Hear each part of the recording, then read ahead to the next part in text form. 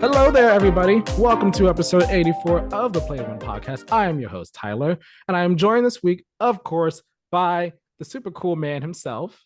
Tyler, how are you doing? What's going on with you this week? I'm doing all right. I feel like that was just shade thrown at my beanie. No, it wasn't at all. Super loud right there. But no, it wasn't shade. It wasn't meant to be shaded in any way, shape, or form. No, you're super cool. You're awesome.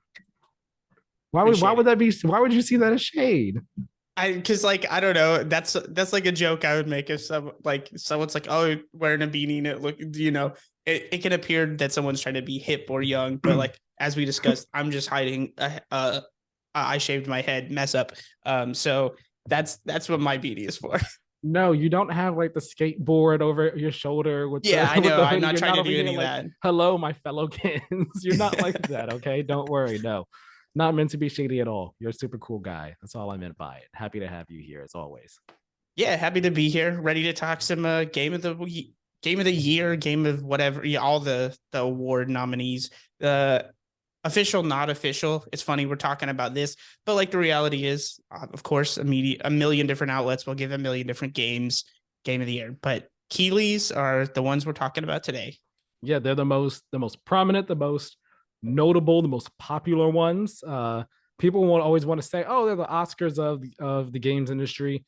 They are the MTV Music Awards, movie awards of the games industry. I feel like the Oscars of the games industry would be more like the Dice Awards or something like that. Not the Game Awards. There's no shade to Keeley.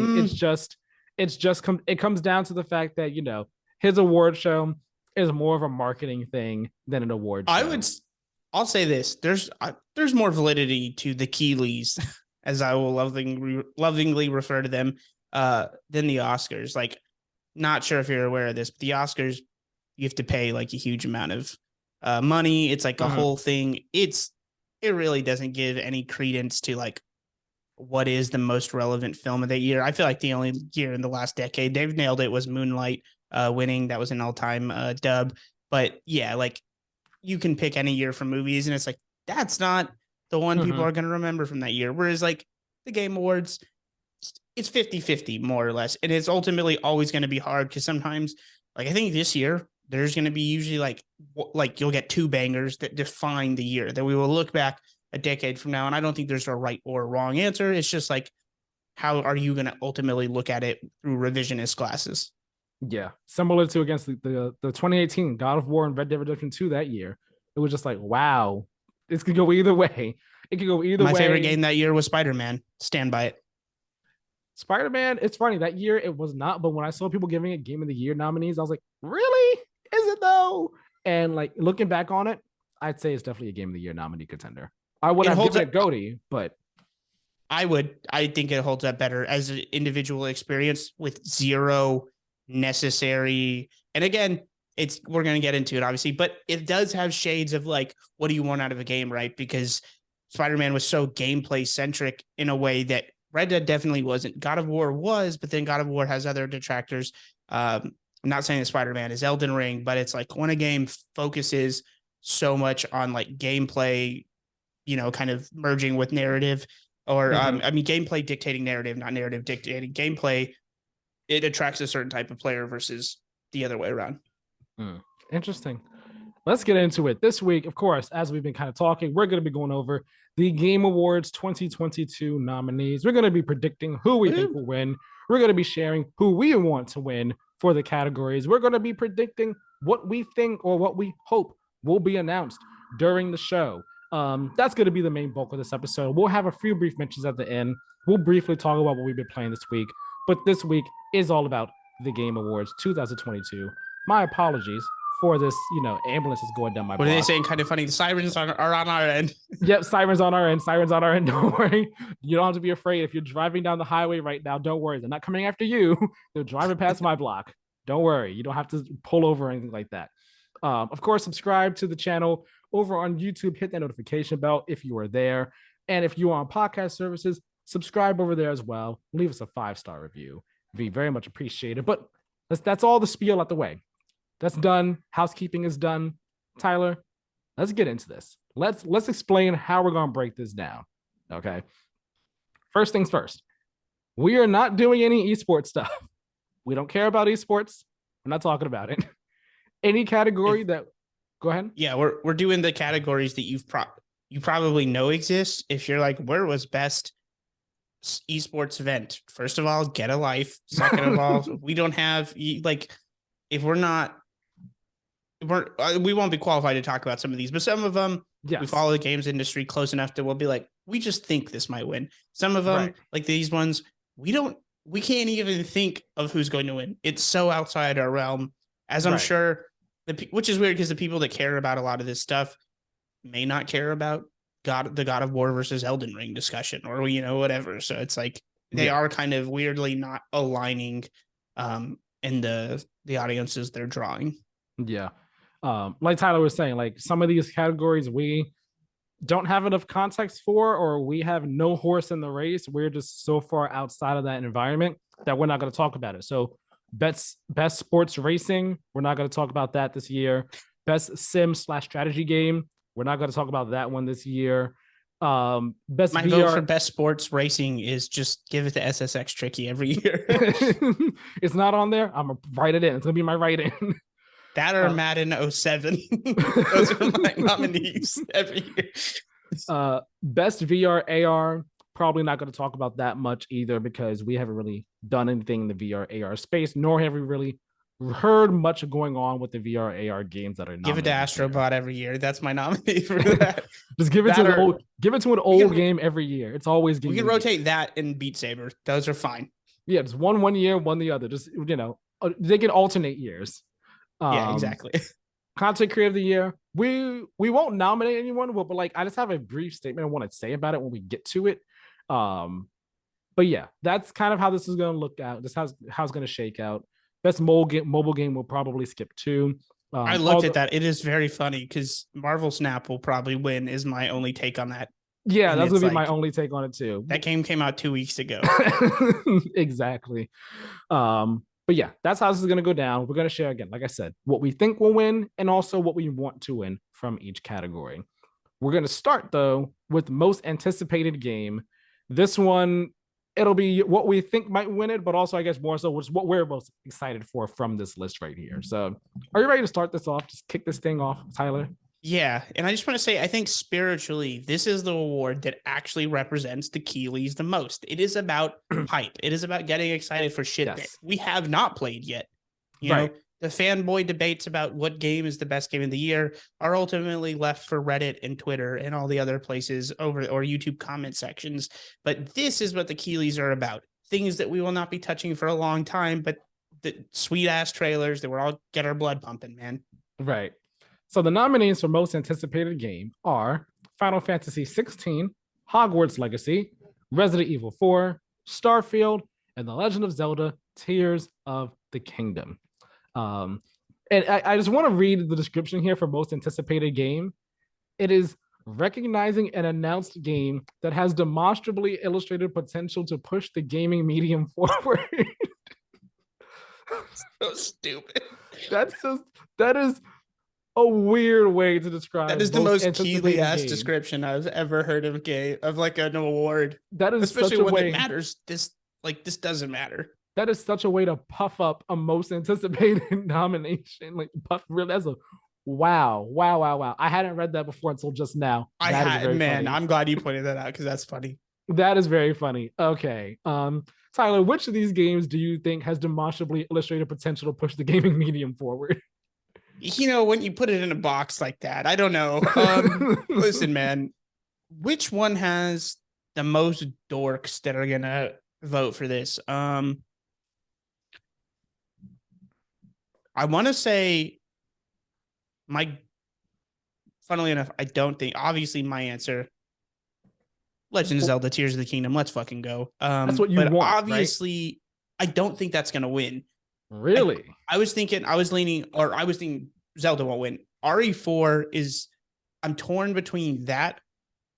I think Starfield could have a lot of weirdos that are signing up and voting because they're like, and I say weirdo, if you're excited for Starfield, you're not a weirdo. But if you're logging on solely and voting for this, you might have a problem.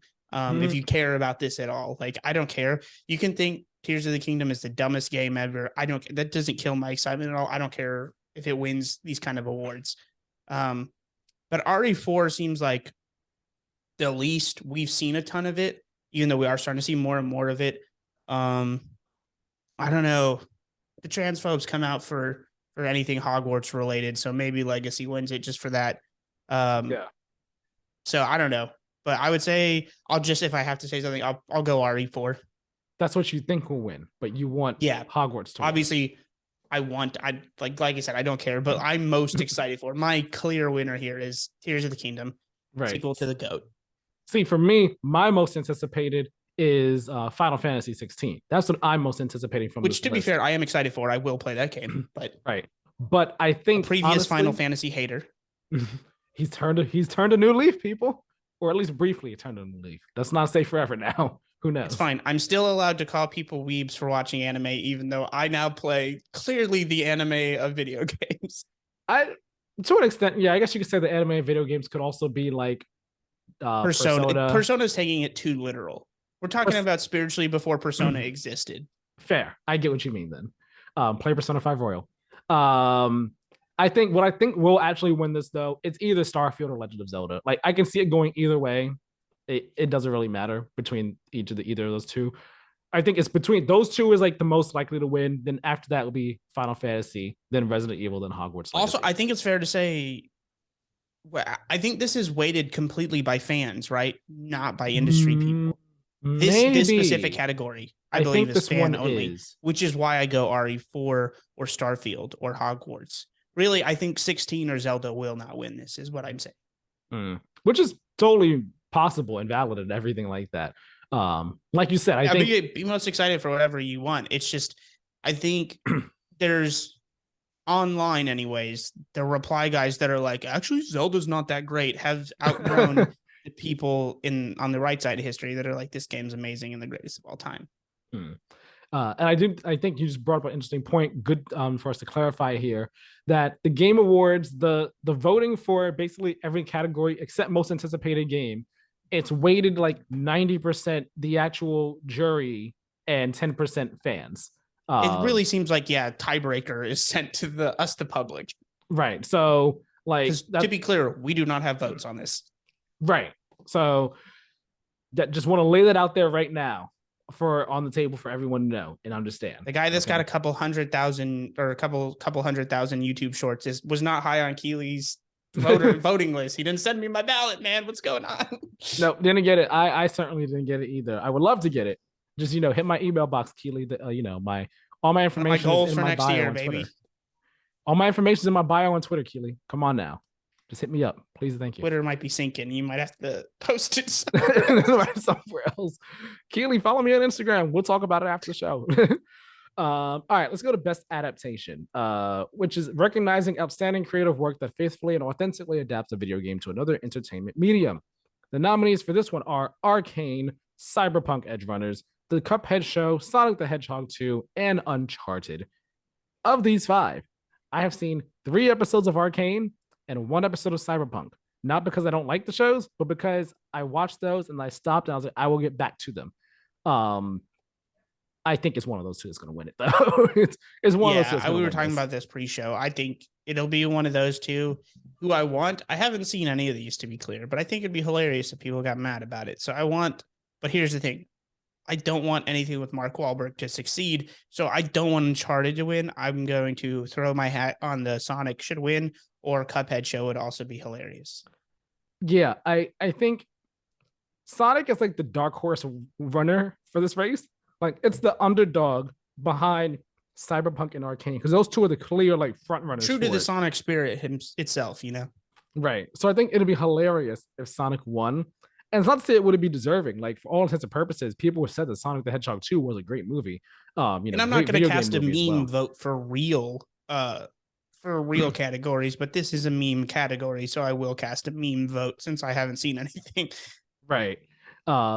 I can't say what I want to win because what I would want to win would be Arcane or Cyberpunk, but I've seen literally the first episode of Edgerunners and 3 episodes of Arcane, and after which I stopped due to emotional distress.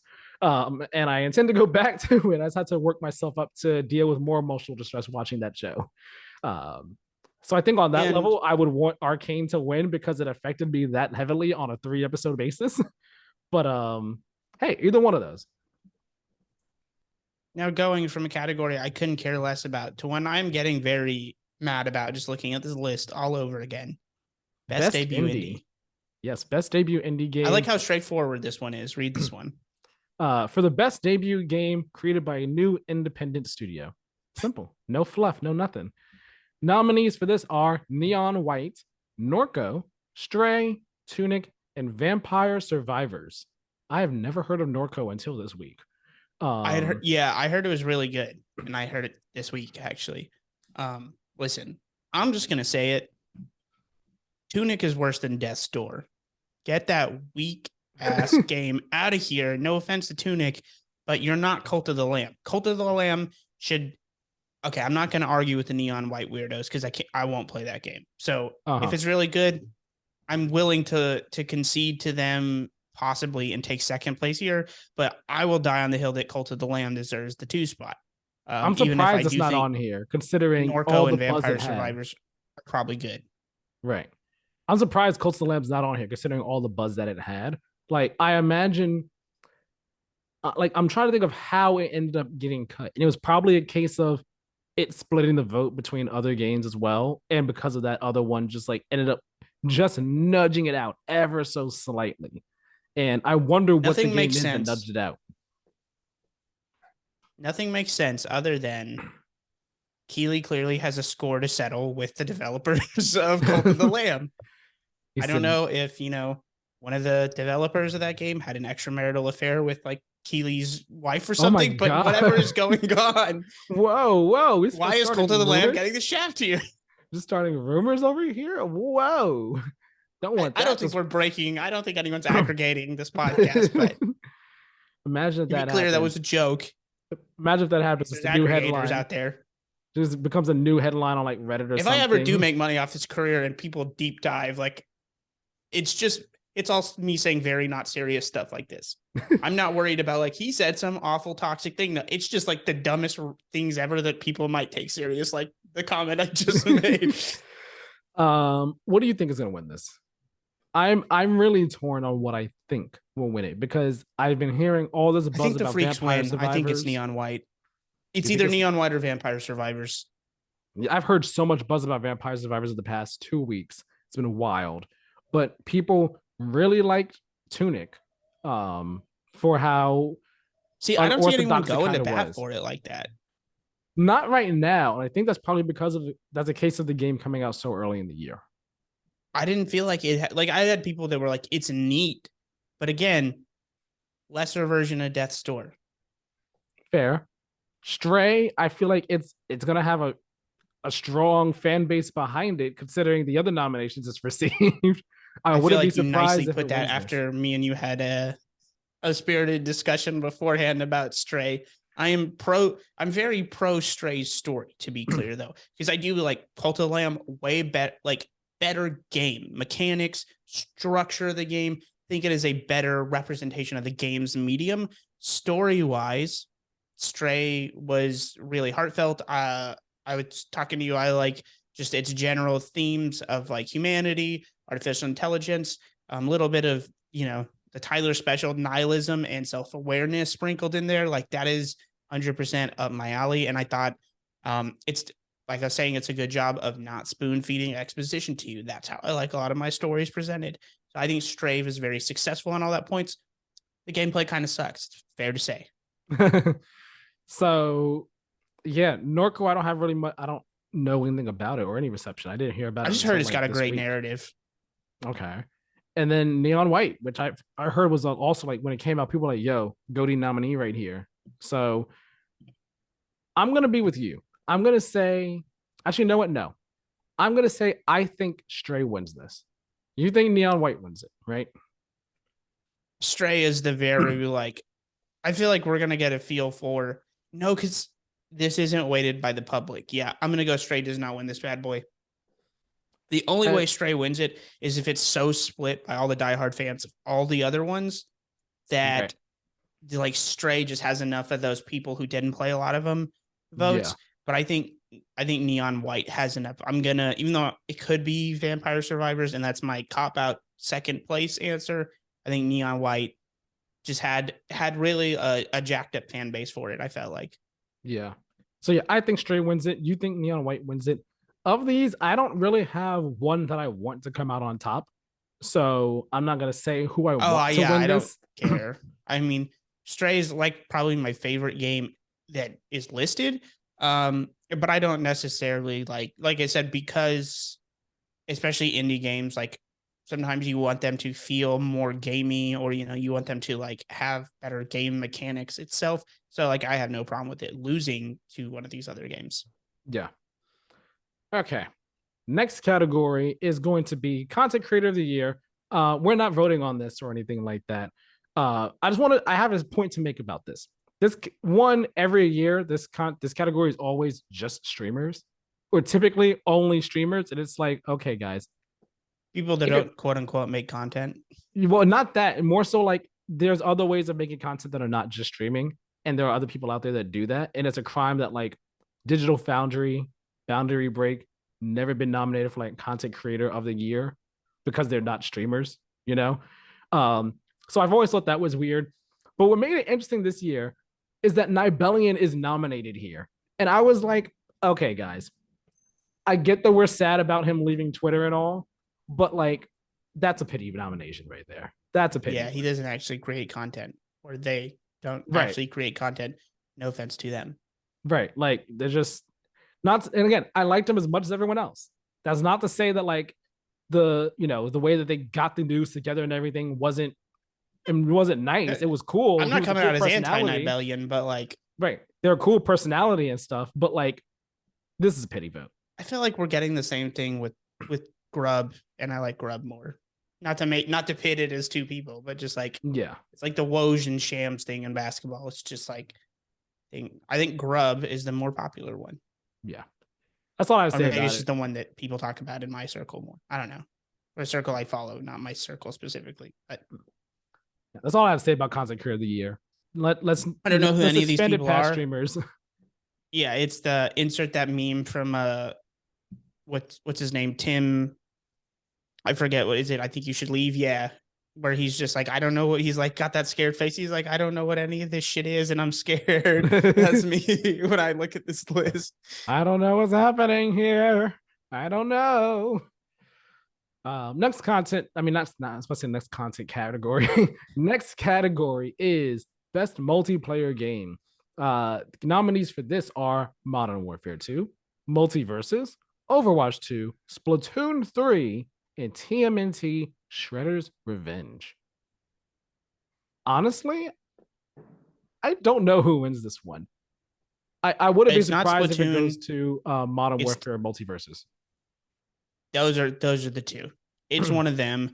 It's definitely not going. How did TMNT end up on here? I know it's for the co-op people, but like, come on. Your year was last year. You got your BS win for It Takes Two last year. You got that for Game of the Year. Get the hell out of here. Splatoon 3 is now winning. Overwatch 2 not winning. It's Multiverses or MW2. I don't know. Is it the mainstream pick? I believe the people that said Multiverses is really good. I'm not going to play that game, but I believe the people when they said it was good. So I'll lean that. I'll just say that, even though like I'm probably going to pick up Call of Duty when it's a little cheaper here and play that because, nostalgia, it's fun. I enjoyed it, but there's also some real issues with it. So I think maybe some of that blowback equals Multiverses gets the dub. I'm going Modern Warfare 2. What I want and think will win. Multiverses, I played a bit of the beta. I played a couple matches, and at least for me personally, I see the foundation. The foundation is good. I personally, though, felt like it was like I felt like it was a lesser Smash. And I said this when I played the beta when I was talking with Karen about it, that like Smash has been the only platform fighter I've really dug time into and played, and like it's also been the only one for like so long in the industry that like hey whoa don't besmirch Nickelodeon All-Stars Brawl here. Well, I said for a long time. We got Brawlhalla, obviously. Nickelodeon and I did everything get the like platinum that for that bad boy. for Nickelodeon. Yep. Oh wow, neat, good for you. On the physical copy, yeah. Oh wow, I got it okay. for like when it went on sale. It like no joke, it went on sale like 2 weeks after because I was like, I'm not paying $60 for that game. Mhm, And I think it was at like 40 or 30 like 2 weeks later. And I was like, well, getting Nickelodeon, baby. mhm. I got it from PlayStation Plus, so free for me. Yeah, it came out. I don't regret it because there's like two online trophies, and I imagine I'm bad at that game. I imagine it's a well, like I'm bad at it in the online sense. I cleared through all the single player stuff, no problem. Um, it would have been much harder to get those trophies. So like, Yeah, yeah, plus I like multi playing things topically if I want to play it. You know, right. Yeah, multiverses. I just felt like it was a lesser Smash for me. Like it felt really floaty. It felt hits didn't really feel like they had much weight or contact behind them. And I appreciated, that they were trying something different with the more team based mechanics that they have, as opposed to Smash is more like, one on one, like free for all type thing and everything like that. Like multiverses did enough to make itself stand out and be unique, but Jeff Gerstmann. it just wasn't really Jeff for me. Gerstmann gave Multiverses the seal of approval. So in my book, also it seems like the fighting game community really enjoyed it. So Yeah, like Multiverses, I think I could care less who wins. I think Multiverses does win. yeah, I wouldn't be surprised if it does win either. Like it just didn't really click for me when I played it. But I I'm going Modern Warfare 2. That's why I think it will win, and I want it to win, but I would not be surprised if Multiverses won this. Imagine if Overwatch 2 won it though. That would be the upset. That's how I know it's rigged. That would be the upset. Because all ever since the game's been announced, it's been a thing of what's making it different? Why is this not just an update to the game? It's gonna be really funny with that if that actually happens. We are skipping over best sports and racing and best sim and strategy. We're going right to best family, or as people like to call it, the best Nintendo category, because it's kind of just where all Nintendo games A go to lot live of and Nintendo die. games. Um, this category nominees are Kirby and the Forgotten Land, Lego Star Wars: The Skywalker Saga, Mario and Rabbids: Sparks of Hope, Nintendo Switch Sports, and Splatoon 3. It's I okay. What do I want to win this? I want My Kirby. one to win is easy. It's Kirby. I may have given Kirby a little bit of grief in the like, oh, it's better than Odyssey comparison because it's ridiculous, but it clears these other games. Right. Like, that's what I To want to clarify, win. which I have played none of. Um, I wanted to get Switch Sports, kind of broke at the time, and it seems like the window passed. Same. I'm fighting against this narrative that Lego games are good. It's fine if you enjoy them; they're not good. So They are let's get good. this I'm fighting against Lego your Star narrative. Wars. It's fine to like them. It's fine to have nostalgia for Lego. I don't. So of course I don't have an attachment to it, but I have played them objectively boring ass games. Moving on. Never played the Mario plus Rabbids series. Probably should. Seems like I'd enjoy it. Splatoon 2, I played through, just not my thing. It's fun, not my thing. So of course, why waste $60 on or $50 on Splatoon 3, whatever it is, just to find out, oh yeah, I feel the same way about this franchise that I did. Mm-hmm. Not that it was poorly made or anything. Enjoyed the brief time I played it for like 10 hours, but it was just like not my thing. Yeah, I'm going Kirby. It's the one I've played of this list. I really enjoyed that game. I think I think Kirby won this too, but I also think Lego Star Wars could like come and sweep the rug as like a family game here, because It's not it's winning. It's Lego Star Wars. This one reviewed pretty If well as well. Kirby doesn't win, book it. It's Mario and Rabbids Sparks of Hope, and it's off the wins of a recent release. But I also think that works against it. I think not enough people played it. I think Kirby locks it up. I don't even know. I wouldn't understand how Mario Rabbids Sparks of Hope wins this as a family game, because it's not really a family game. So it's just like, Oh, because the voters don't care about that. yeah, I'm The just like, best respective game wins in each one for the most part. That's how I'm viewing this. I'm taking it as how the voters will interpret it, not how it should be interpreted. that's a good way to look at it. All right. Next up, best fighting game here. The nominees for this one: DNF Duel, JoJo's Bizarre Adventure All-Star Battle R, King of Fighters 15, Multiversus, and Sifu. Interestingly enough, although I wouldn't categorize that as a fighting game, but Yeah, nobody it's would. here. It's here. Um I don't have too much of a horse in this race because I haven't really played any of these outside of Sifu, which I couldn't even finish. But I did Same. enjoy my time with it. So because of that, Same. I'm not gonna like toss my hat into this for what I want to win or what I really think. I think if anything wins this, it's I think see I will say this. Sifu should not be here, but I think Sifu has a good chance to win Yeah, it should not win it. It's alarming that it might, but I think we've jumped the shark on how like or we've just like really pushed the threshold of how much people are bitching about this, which I think means it might not win. But is it multiverses or is it one of the good fighters? Well, like quote unquote, though. that the fighting gamers community truly respects. Right. So I'm going with a Gersman special because I don't know anything about fighting games. So I'm going to go with either DNF Duel or Multiverses. Okay. Does the Okay. meme, does the like fun part of the fighting game community win? Is it Multiverses or does the dorks of the fighting game community win? And is it DNF Duel? I don't know. If it's a cop out, you know what? This is part popularity content. Multiverses is winning it. Probably. Probably. I yeah, I'm saying it's between that King of Fighters or DNF Duel for like an actual, valid winner here. I Um, picked it. You got to pick one. I didn't want to have to pick one. I picked Multiverses. Yeah. all right, I'm just to be scoring all different. this up. We're going to Just score to this be up. So if okay, just to be different.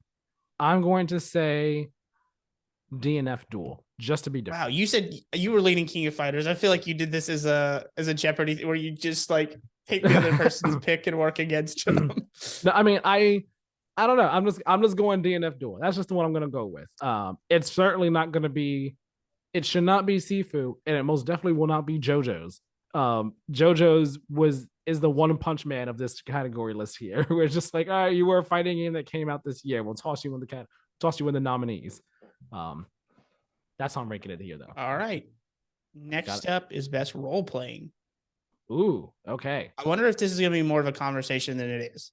I know who I think is winning this bad boy. You know who you think is winning it. Huh. For the record, would probably also get my vote for who should win. And just for the record, since I see you mulling like what the options are here, I'll read off the nominees because I don't mind doing that. Elden Ring, Live Alive, Live Live, heard it pronounced both ways. Pokemon Legends Arceus. I don't care. It sounds weird saying Arceus Fight Me. Triangle Strategy and Xenoblade Chronicles 3. Anyone who says Good live a list. live, anyone who says live a live is crazy. It's live alive. Okay, let's see. I had to drink a bit of water there. Realistically, this is down between Elden Ring and Xenoblade. Realistically, even though people do love Live Alive, it's like a remake, whatever. Xenoblade Chronicles 3. The people that love it. I know it's love what comes baffling to me because like not a lot of people talk about it. But Gene Park, follow him on Twitter, is a very avid advocate for this game. So I'm like aware that there is this group of people that truly love this game. So it's not shocking to me. It's representation all over the place, including Game of the Year. Not to spoil that, because you can look at the list. So it's not exactly a spoiler. yeah. I'm going Elden Ring though. I think it's the heavyweight. I think it's a lock to probably win most categories it's in, other than the lock is obviously questionable for God of War.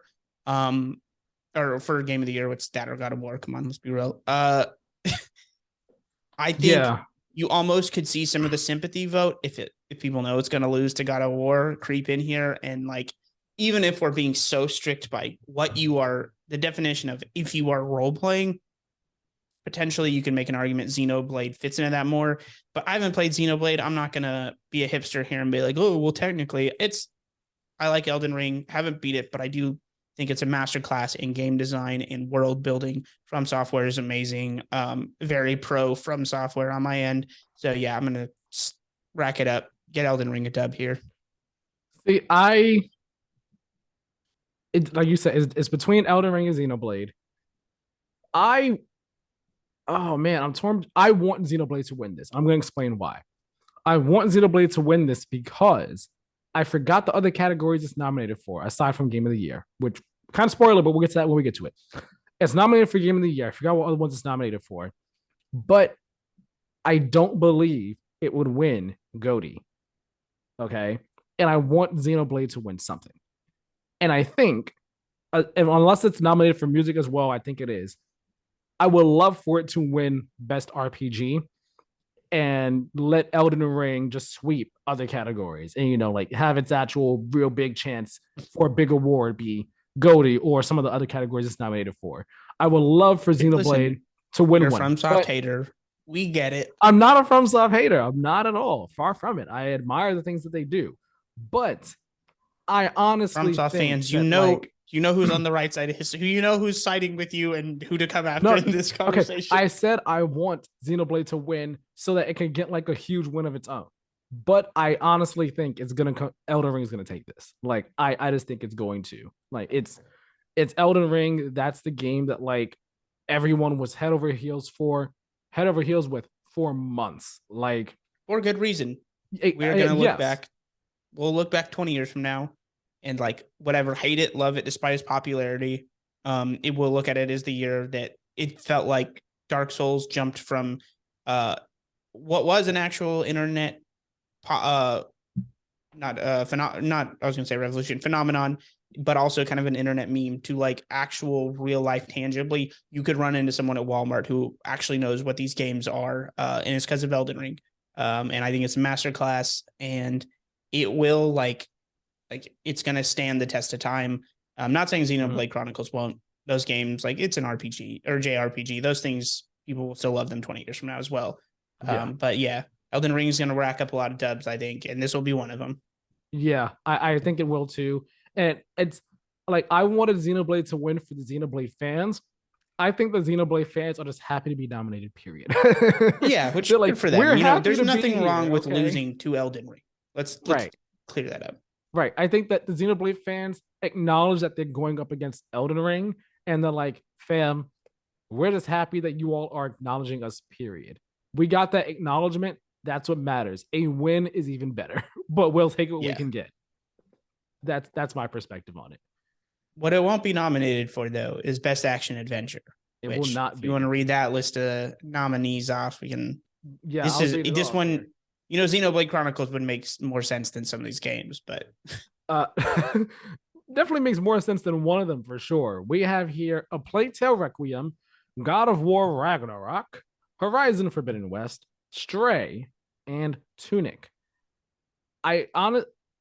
Not gonna lie, I think Stray here is a bit of an odd one, but fine. It's not so out of whack that it shouldn't be here, but it is a bit interesting where it's like not much action in the game, but sure. I'm going to say this. I think if your game doesn't have combat materially, like I don't think Plague Tale and Stray belong here. Just don't. Plague Tale has way more combat than Stray ever does. Oh yeah, no, don't get me wrong. I'm not saying that Stray deserves to be. Like I said, I don't think either of them belongs here. I don't think Plague Tale Requiem's action adventure. It is an adventure game. That's okay. It's got puzzle solving. And I think the description here, we haven't been reading all of them because a lot of them are boring, not worth it. But for the best action adventure game, combining combat with traversal and puzzle solving is doing so much of the heavy lifting for both of those games. But we all know action adventure means like I'm going to disagree for A Plague Tale because A Plague Tale there's a lot of puzzle solving. There is a lot of traversal, yes, but there's also a lot of combat in that game. Like you can avoid combat by stealthing around more so, but like the stealth involves combat, and more often than not, like you end up in combat situations as opposed to like I don't think Stray, where like the combat sections is no shade to Stray, but the combat is flashing a light on weird eyeballs in for what maybe a total of 1 hour is more or less a walking simulator. I'm definitely not disagreeing there. I don't think there's any argument that Plague Tale belongs here. I think it does. We're going to agree to disagree on this.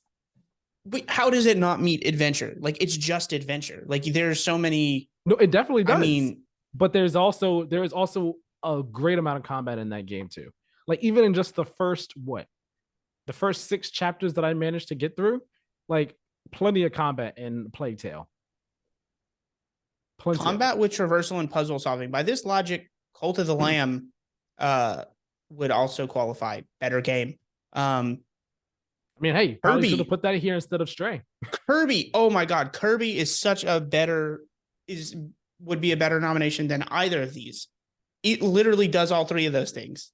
And that's when it comes down to, okay, where do we are we talking when we say action adventure? Is this really more so the big budget AAA type of high production value action adventure games or nah? You know, that's when it starts. You have the trickle down effect of like, all right, what how are we really putting these things into boxes and all like that? For me, Yeah. for I'm me, on record. I don't think either of these games should be here. I just don't think they meet the qualification of action and action adventure. I think it matters. You have labels for a damn reason. Yeah. For me, I think for both of us, God of War is taking To be fair here, despite your Returnal flex, you generally seem to skew less combat though. What in terms of games I play? Yeah. Like you always seem to side narratively, like that is a key component. Like all the games you come out fighting for generally tend to not be described for their combat. Nah, I love both the gameplay and story in games. Some more than others. Like some one side more than the other side. But like I like. It's not saying you don't like it, but my equally. point, like the whole Red Dead thing, that game's combat is ass. See, it's been a hot minute since I played it, but I had no problem with it. I really enjoyed it. I mean, functional doesn't mean fun, which is I had fun with it. I like fun. Objectively, I feel like we could probably pull enough people and people would be like, yeah, this isn't very good. I mean, again, it's a very divisive game, but I mean, that year I was torn between that and God of War. And God Masterclass in narrative and writing. Don't get me wrong, but God of War took it from me that year, and I believe this year God of War is going to take Best Action Adventure. Like I wanted to, and it's for sure winning this. Let's just get that out the way right now. Like God of War is taking this one, like without a doubt in my mind. I would be. It's only actual competition. The only ones that fit in the category are not. And I have I haven't really said it on the show right now, but I don't think Forbidden West is amazing. Really, I would say it's like a 8 out of 10. I think I gave it an 8, 5, or 9, but like, man, in retrospect, I think it was just like I didn't want it to be bad, but man, like the more I think about that game, the less I'm like, my time here was great. It's like it's got decent systems. It's pretty. There's some high budget. There's like little things I enjoy, but it's definitely like less than the sum of its parts. Yeah, I think if God of War didn't win this, it would be Horizon, probably most likely to take it. If not Horizon, then Tunic as like a dark horse. It's like, oh whoa, Tunic came out of nowhere from the back. From the top rope, here comes Tunic. Oh my gosh. But no, yeah, God Ragnarok is taking this. I want it to win. It's gonna win, hands down. And that one is super easy. And then it's funny because we go to the next category and like, I don't know, man, pick a card. Any of these except for I think one could win. Like honestly, best action game. Funny for the best game in the action genre, focus primarily on combat. It's like Keely's trying to troll after my whole rant from that last one. You want to say the nominees? Yeah, Bayonetta 3, Call of Duty, MW 2, Neon White, Sifu, and TMNT Shredder's Revenge. And it's not going to be TMNT, I'll say that.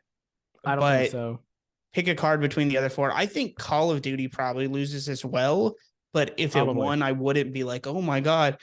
If my gun to my head, my life's on the line here. I think I'm going Neon White, but I could easily see Bayonetta or Sifu. Yeah, I'm on the same page as you right here, where I think with awards, people tend to think like, hey, everybody gets an award in their own piece of the pie. But what happens is you actually have a lot of repeat winners. And I think that's what happens with Neon White double dipping. I just think it was such a popular game this year. Yeah, I remember it came out and people were surprised, like, whoa, this game's actually super cool and super fun. And like up there was one of the best games like of the year so early. And more importantly, that following was a lot of games journalists. Right. Like a lot of them played this game and really enjoyed it. People did like Sifu. I think Bayonetta is too recent, and two, the reaction seemed like I'll probably play it at some point. Was like it's fine. Um, Yeah. I remember the reception for Bayonetta being like the gameplay, a lot of people were like super on board with the gameplay, but then you had those people that were like staunchly against this game's story and they were like, play Bayonetta 1 or 2, don't play 3. And I wonder how heavily that's gonna weigh against Bayonetta 3 here. Like how heavily that the reception to the story is gonna weigh up against the gameplay and the combat and the action of it. So yeah, because and of the that, I feel like it's coming down to Neon White or Sifu. But Sifu's knock against it is that game came out and that was hard. Like that was so hard that so many people dropped it, and some might have come back when they, made it a bit easier, added difficulty options, and some probably did it because at that point in time there were other things to play and they just didn't get a chance to go back to it, like myself. So that's why I can see Neon White taking this one easily. so, yeah, Sifu certainly has its fans, but I think ultimately the vote split between a lot of these, and then the Neon White, its fan base being so large, I think it comes out on top. Yeah. I would I think it'd be awesome to see Sifu win because that was an amazing game. Like fundamentals, combat wise, solid, rock solid, top to bottom. It was just so difficult, so difficult. I couldn't get past that third boss. I was like, nah, fam, I gotta play other stuff at this point. Best VR AR, we're gonna skip over that one. But I hope that I hope that we get some good wins there.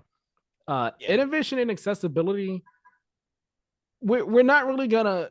We'll just say like, hey, what we think could win this, but we don't have too much of a horse in this race either. The description of it: recognizing software and or hardware that is pushing the medium forward by adding features, technology, and content to help games be played and enjoyed by an even wider audience. The nominees being As Dusk Falls, God of War Ragnarok, Return to Monkey Island, Last of Us Part 1, and The Quarry. I mean, personally, I am not too well versed or aware of the accessibility options in As Dusk Falls, Return to Monkey Island, or The Quarry. I am aware, though, that Ragnarok and Last of Us were heavily lauded and acclaimed for like the accessibility options, the wide swath of accessibility options that they brought to the table. So I mean, I wouldn't be surprised if it goes to either one of those two, but that's not to say that it can't go to any of the others as well. Yeah, I think there's probably a lot of people voting that might feel similar as you do, and like I'm pretty much in the same boat. It God of War came out more recently. I think God of War wins probably, but I could see it being The Last of Us. Nothing against the other three games. I just if everyone's talking, if there's smoke, there's fire. Everyone's talking about the accessibility options of the other two. They probably one of them probably wins, and I'm Yeah. going with just honestly the more recent and the more buzzy game. Yeah. Same here. Not a knock against any of the others at all from either of us. It's just kind of just what our awareness ends up being like for these.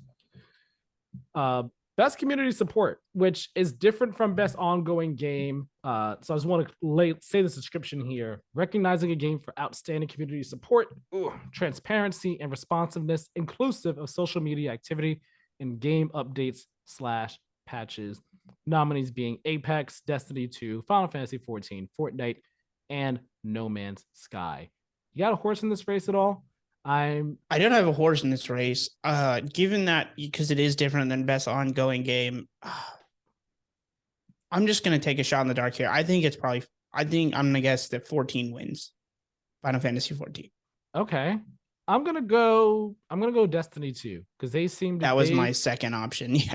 yeah, they I mean, they've been up on, just being transparent with the community, talking with them and everything, letting them know things are going on and everything like that, so on and so forth. I'm gonna say Destiny 2. I mean, any of these could win best community support, and I don't think it'd be a problem with anyone really. Um, I'm going Destiny 2 though for this one. Yeah. If you're excited for this category, sorry, but we're moving on. The next one is best mobile game. Do you want to just vote Marvel Snap and move on? Yeah, we can just say that. Yeah. Yeah. The nominees for best mobile game, though, just to clarify and be clear, were Apex Legends, Diablo Immortal, Genshin Impact, Marvel Snap, and Tower of Fantasy.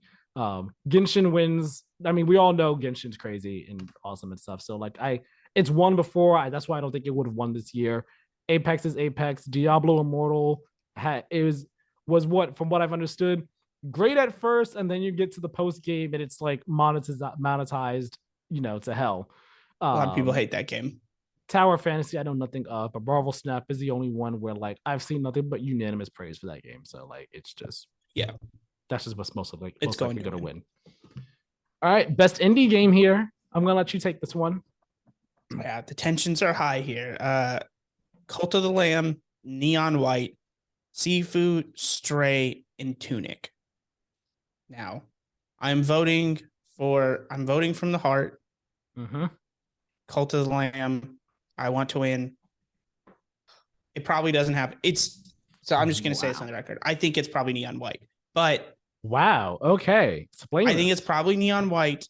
But I'm hoping that a lot of people, because this game, Cult of the Lamb, has its fan base that loves it as well. I'm one of Yes. them. Um, I'm hoping there's enough people like, hey, why was it shorted in so many areas that like it gets the vote here? Hmm. Sorry. Drinking water again. Got a You're sore good. throat. I I'm voting Colts the Lamb. What I think will win and what I want to win. I have not played it, to be clear, but just all the reception, the buzz, the acclaim I heard around that game makes me think there's no way this one doesn't win this category. Like I will I be certainly very hope so. shocked. That's what I want. I will be shocked if it did not win this category, considering again everything I just said and all like that. And like Neon White and Stray are probably the next best ones to win it, after which being Tunic, Seafood being dead last. I honestly think those People like Colts the Lamb. seafood. Yes, I know people love Seafood. People really enjoy that game, but just in terms of the acclaim I saw going in order from all these, like I think it's at the bottom of the list. And I just think Colt reception wise, Colts the Lamb dominates this category and easily takes it without like a second thought. I certainly hope it does. But yeah, I hope so too. That's what I'm voting on. That's what I think is going to take it. Best ongoing game now. The nominees are very similar to best community support here. Apex Legends, Destiny 2, Final Fantasy 14, Fortnite, and Genshin Impact, actually. Um, I honestly believe any one of these could take it. Final Fantasy 14 won last year. I was very happy they did. I wanted them to win last year because last year was like, all right, this is the year that it deserves to win. It needs to be acknowledged and all like that. This year, I I don't know. I'm just gonna I say don't know either. I Destiny was gonna guess 2. 14, but then you told me it won last year, which I'm you could pretty have sure told it me won any of these last year. games won last year, and I would have believed you. So knowing that, I don't back to back seems a little much. I'm just gonna go Apex. People like Apex, popular. I'm gonna go Destiny 2 because this year they put out Witch Queen, which was heavily praised and acclaimed for being like one of the best Destiny 2 campaigns that they've ever put out, best expansions that they've ever put out. And the seasons that they've been doing this so far, ever since Witch Queen released, have been solid. So I think it's gonna be Destiny 2. Of course, Fortnite is always like a contender, a strong contender because it's just I thought Fortnite. about it, but I was like, will it? I don't know. Yeah, it's Fortnite, and I think it won best ongoing game last year as well. Like it's because Fortnite is like a super known quantity at this point. I never want to vote for it because it'd just be like giving you the participation award that you always get anyway. Like Yeah, you're always it's like it's when the star student like gets gets like a five like gets the gold star on the board, right, for getting like straight A's. And it's like you always get straight A's, we know you do. We don't need to give you like the gold star every marking period for getting your straight A's. Let's give it to someone else who also does very well in the class, and that's going to be Destiny 2 for me. so I have no real reasoning for mine other than it's not 14. It's not going to win twice in a row. Apex is popular, so that's Yeah. Next, we have games for impact, which they describe as for a thought-provoking game with a pro-social meaning or message. Nominees being A Memoir Blue, As Dusk Falls, Citizen Sleeper, Endling, Extinction is Forever, hindsight, and I was a teenage exocolonist. I I have played none of these games. Same here. I've been aware of some, but not all. The I only one don't of really these remember games the the reception only behind two them. games I've heard of are As Just Falls and A Memoir Blue. Right. I've heard of those. I've also heard of Endling. Citizen Sleeper, the name is familiar, but I don't really know much about it. Same for Hindsight. I don't think I've heard of it. Teenage Exocolonist, I've heard people talk about it, but I know nothing about it. I'm just gonna say As Dusk Falls because I think that's the one that more people would have played and known about in terms of who's Same. voting on this. Same. I thought about going Memoir Blue just for, but I feel like you might have beat me in the ongoing support category. So I can't just start swinging just because. So yeah, I think it's a cool category. I'm glad it exists. I unfortunately have not played any of these games. So Yeah, I would have played As Dusk Falls if that art style was just not so off-putting for me. Like maybe one day I'll play it. It's on Game Pass. I don't have a financial reason not to, but like that art style, man, it's so off-putting for me. Like I'd have to really get it past is that. odd for sure. Yeah. I would have to get past that to be able to like enjoy that story. All right, Tyler, you do best performance, please. All right. Best performance. We've got Horizon Forbidden West, Ashley Birch as Aloy, A Plague Tale Requiem, Charlotte McBurney. I don't know the name of the character because I haven't Amicia. played. Okay. Amicia. God of War Ragnarok, Christopher Judge. He plays Kratos. Immortality. Heard great things about the game, but have not played it. Manon Gage. And then God of War Ragnarok, Sonny Solchich. I apologize if I am butchering that. He plays Atreus. Boy. He plays the boy. Um, what are you thinking on this one? I think it's slam dunk. Judge, he's so good. Okay. I Um, think.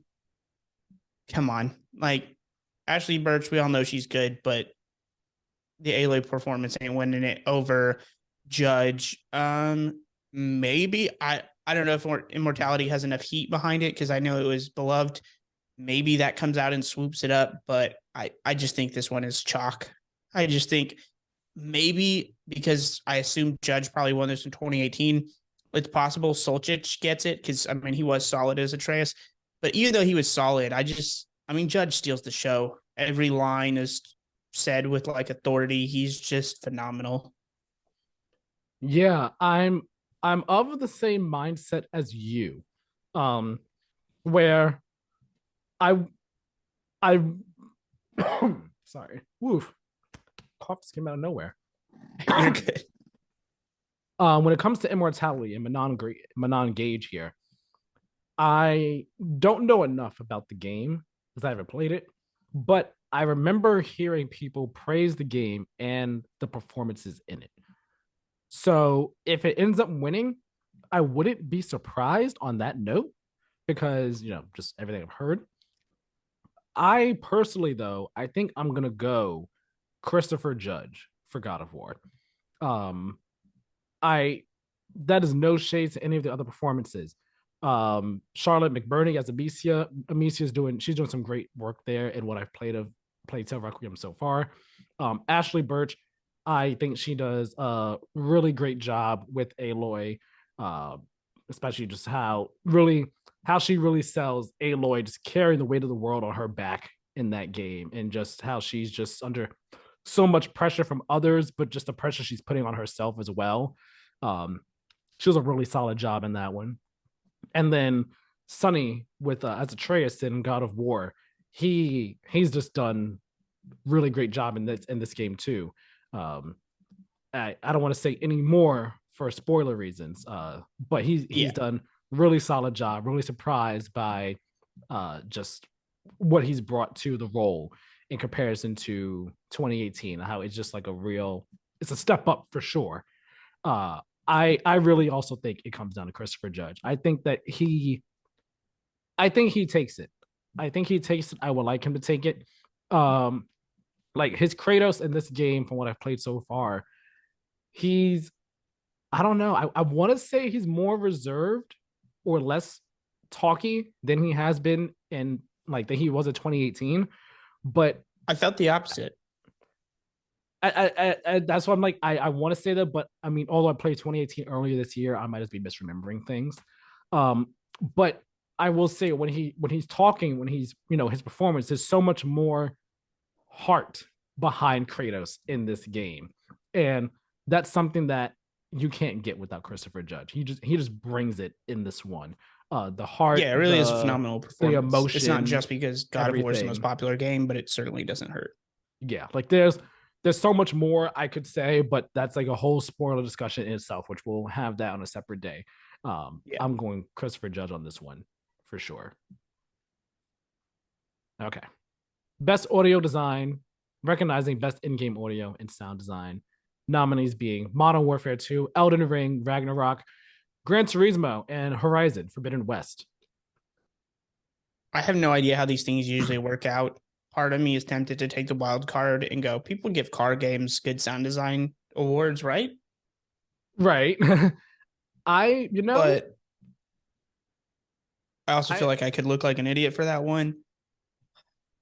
yeah, I'm torn Is this where MW because 2 gets on the board? I think this might be. It could be. Because again, like Modern Warfare 2019, you didn't play it. Modern Warfare 2019's guns were immaculate when it came to sound like audio design. Like they sound so powerful, so strong. It is amazing the audio design in that game. And Modern Warfare 2, again, just continues on that legacy of having amazing audio design when it comes to the weapons. At the same time, God of War might take it just by virtue of being God of War, just like Elden Ring might take it just by virtue of being Elden Ring. And then Gran Turismo, it's a racing game, it's a car game. I don't really remember what people were saying about car sounds though, so I can't say much.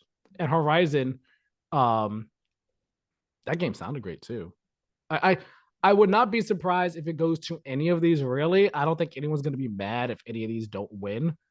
I'm gonna vote Modern Warfare 2 though because I think it has a very good chance of winning that one. I'm going to play it safe and try and recoup some points here. I'm taking God of War Ragnarok. I Okay, thought go long and hard about ahead. Horizon, but You think it's gonna be God of War? I just, man, sometimes the way this stuff works is one game just wins like 9 categories. You think it's gonna win the next category as well? I don't.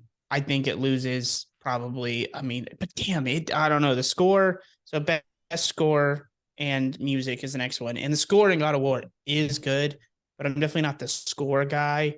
Um, What are the other nominees? You go ahead and read without them off. knowing much about it, I don't think Plague Tale wins. We also Metal have Hellsinger. yes, we have Metal Hellsinger here, Elden Ring, Plague Tale, God of War, and Xenoblade. Give me something weird. The sound design, I think, but yeah, I think it's more sound design. It's iconic in Elden Ring, although the score is, music's pretty sick too. I'm tempted to take Metal Hellsinger, but give me Xenoblade. JRPGs known for their scores. I assume this one's probably pretty rad. I'm sure I've read that Gene said that as well. I've seen that from a lot of people saying that Xenoblade Chronicles 3 has a really, really great score. Yeah, So this is maybe it one of gets the its other dub categories. here. This is one of the other categories where if I can see it winning this category, like if it didn't win best RPG, I could see it winning this, or maybe one of the other ones that it's in. But Yeah, give me I'm gonna Xenoblade. vote. I'm gonna vote Xenoblade just because, again, like I feel like Ragnarok or Elden Ring is like a shoe in most likely. I'm voting Xenoblade because I want someone else to get a win, and I want Xenoblade to get a win somewhere. Yep. And now we're down to the final four in categories. Best art direction. Some odd ones, but some expected ones. Elden Ring, God of War, Ragnarok, Horizon Forbidden West, Scorn, and Stray. Last two a Huh. little unexpected, but I haven't played Scorn. I do think Stray's art direction is phenomenal and deserving, but give me Elden Ring.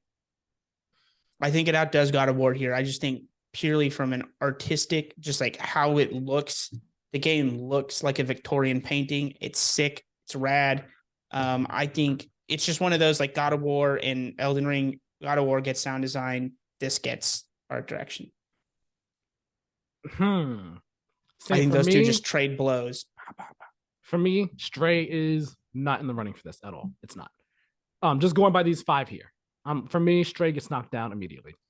I Really, think I don't think there's anything all that artistic about Horizon. Like, it's technically gorgeous, but this isn't graphics. Maybe people interpret it as that. If that's the case, God of War or Horizon could win. But I'm thinking like a distinct look, and I thought Stray looked distinct. I do not think Horizon looks special in that sense. It's obviously technically gorgeous, but it just looks like real environments. You know what I mean? well, I think like, reading it again, outstanding creative and or technical achievement in artistic design and animation, right? So I think like reading from here's how I'm like thinking of this, right? Scorn, it's I think artistically, art design wise, it is great. It's immaculate when it comes to like really nailing the look they were going for of like the Geiger type look and feel of its world. It nails it. But it's going up against Horizon, Elden Ring, God of War. If it was gonna win, like it has a strong chance, but probably would come out above Horizon in this case. But Horizon, it is an absolutely stunning, beautiful game where, like, yes, it does. Like, yes, you could say like, oh, yeah, it just looks like real world. Like, like doesn't have like a unique or distinct look or feel to it in the way that you could say that you one could argue, just stick with me here, that like Ghost of Tsushima, although yes, it looks like the real world, it has like a distinct style or aesthetic to it. Yeah, I get how one could say that Horizon might not have that. yeah. But for me, I I was just blown away by just how the world of Horizon looks. I always have been, and I still am, with just the colors, the detail of certain things, the way that, for example, I forgot what the town was, but the town you come to where they built their civilization on top of like the satellite dishes in Forbidden West.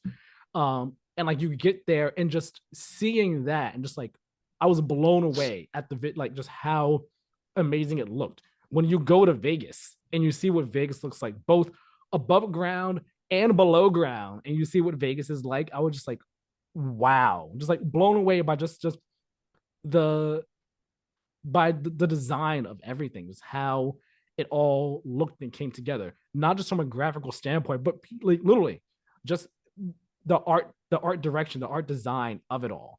It blew me away. And that's not to even mention, I feel like Horizon has some of the best character animation that we've seen this year. Just like from actual gameplay, but also in cutscenes, like the characters' facial animations. I feel like they are some of the best we've seen this year. So I think Horizon has a good chance. Um, I would argue, well, I would say I would argue a better chance than God of War or Elden Ring. But then you get to Elden Ring and God of War, and I feel like both of those just environmentally, they are like knock things out the I park with each of the different realms in Ragnarok. Just like whoa, like each of them is so distinctly different and distinctly unique. Vanaheim for sure is like my blew me away when I first got there. Elden Ring, I can't speak too much to it because I never played it, but from what I've seen, I mean, it's a FromSoft game, and FromSoft are like masters of environmental design and artistic design and everything like that. Like they just nail it. which one do you so which one you locking in?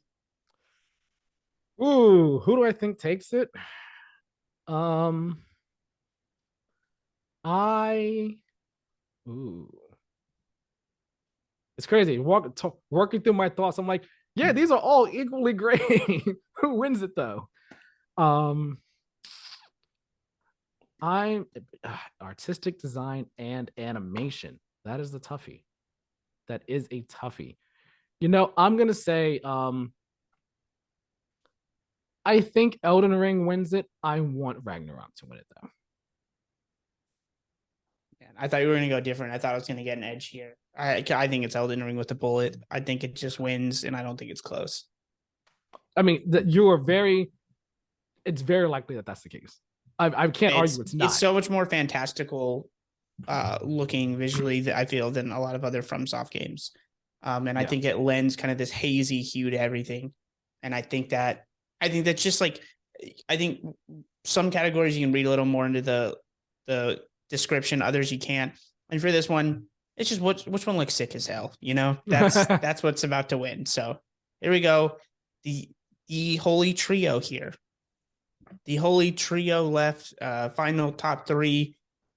Best best narrative, best game direction, and game of the year. This is where it gets more intense. These are the ones everyone cares about, really, at the end of the day. Yeah. There's already been some debate about best narrative. But we got some heavy hitters outside of, I would argue, one of them, Plague Tale Requiem, Elden Ring, God of War Ragnarok, Horizon Forbidden West, and Immortality. Oof. This one's a doozy. This one's a bit of a doozy. I think it's easy. For me personally, it's easy. Personally, I think who wins is easy. I think there's debate about what you want to consider narrative, yada, yada, et cetera, et cetera. I think the voters view this in a more straightforward manner. God of War Ragnarok, easy dub. yes. Even though Elden Ring, I do think that kind of narrative is very interesting. I enjoy it a lot. I think it stands the test of time often better, but in the moment, God of War Ragnarok, hell of a game, hell of a narrative. I think it wins here. Yeah, like I'm 25 hours into Ragnarok, and the story it's so good. It is so good. And to clarify, I beat it. Yeah, so I'm well aware. That wasn't to be like, oh, but just like clarify, I have seen it through. I know how it ends. It's a very, very good narrative. Very, very good game. Yeah, like it stands above Horizon Forbidden West for sure. As of now, it stands above Plague Tale Requiem for me. I haven't played Elden Ring, but I saw the spirited debates on Twitter this week. Spirited debates. FromSoft fans, y'all love y'all Elden Ring, love it a whole lot. And then Immortality, which I heard that narrative was also solid, but again, I haven't played the game, so I can't say whether or not where it falls or anything. But Ragnarok for me, that's what I think takes it. That's what I want to win it. I think it would be very funny if Elden Ring won. I would, because like I do believe in games' ability to tell narratives in ways that are not just like, here you go, throwing it in your face. And I love, don't get me wrong, there's nothing wrong with movies. And I God of War is certainly not just some walking simulator, very intense combat, very good game. But the narrative, how it tells its story, is so straightforward and what we're used to. I'm always for outside of the box wins. If an Elden Ring won, it'd be hilarious because you can tell very good narratives that are not, just here's more cutscene after cutscene. But if I'm being real, I'm very much going to cast my vote for Ragnarok because I think it will win. What do you think is going to win for best game direction? Let's read the description for this so everyone's on the same page. Okay. Right? It is. You want to go or you want me to? Yeah, I'm going to read it. Best game direction is awarded for outstanding creative vision and innovation in game direction and design. Nominees are Elden Ring, Ragnarok, Horizon Forbidden West, Immortality, and Stray. Now, Stray, no. Stray, move you off the board.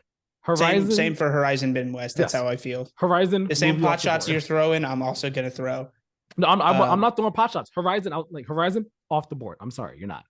Immortality is interesting because I do think creative vision and innovation really fit for how people talk about it, but I think it's just outmanned here by the sheer popularity of the other two. I do think the same way talked about trade and blows.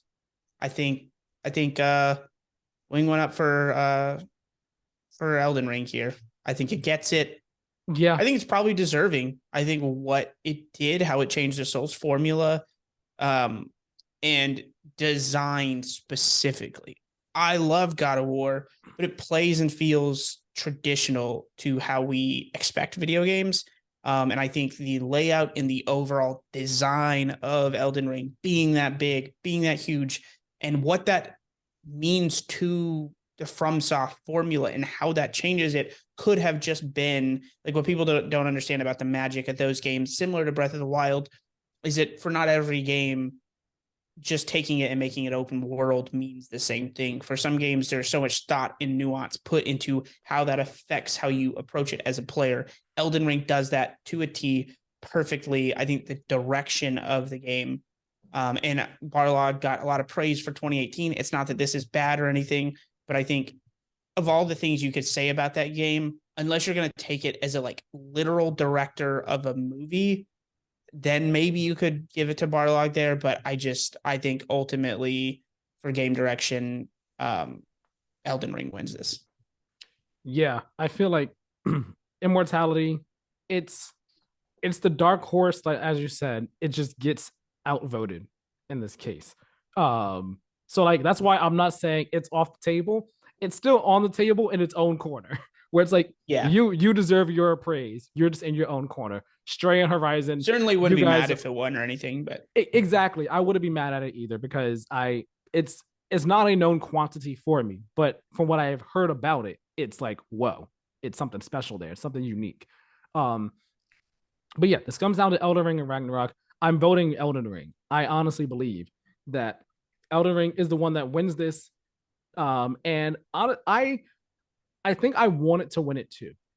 And it is not in any way a disservice to Ragnarok. I don't believe that God of War Ragnarok. it's because you're looking forward to the next category. We'll get to that in a moment.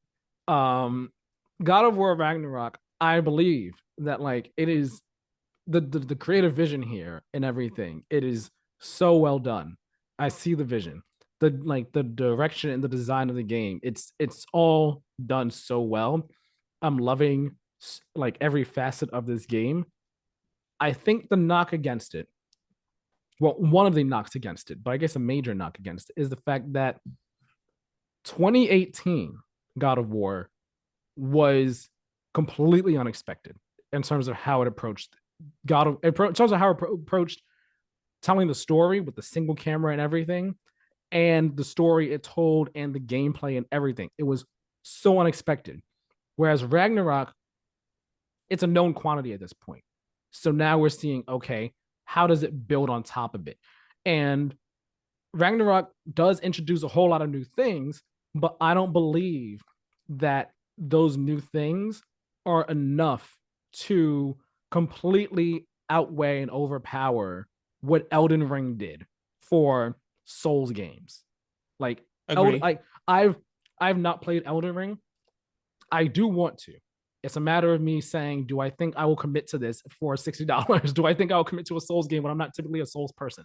But Elden Ring, from everything I have heard and read in my understanding, it just it changed the game for Souls games. And I guess some would even say it changed the game again for open world games, similar to how people say that Breath of the Wild changed the game for open world games. And I would have to be the biggest, most delusional fanboy to believe or think otherwise that Elden Ring doesn't deserve a game direction award for what it's done. So that's why Thank I you am for on being on the right side of history. it. You're welcome. Now, to all the chips on the table, which is funny to say it like that when there's some real frauds in this category.